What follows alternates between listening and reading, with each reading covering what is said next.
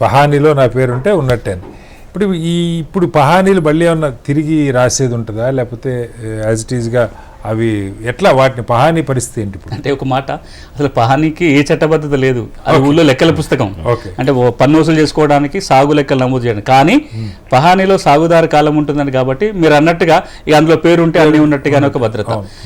ఈ 71 చట్టం ఏదైతే ఉందో, పాత 71, 2020 చట్టం రాకముందు 71 చట్టం ఏమంటదంటే, ROR చట్టం ప్రకారం రికార్డుకి ఎక్కిన తర్వాత వీటి వివరాల ఆధారంగా గ్రామంలో మెయింటైన్ చేసే రెవెన్యూ రికార్డులు కూడా పేరు నమోదు చేయాలని చెప్తారు.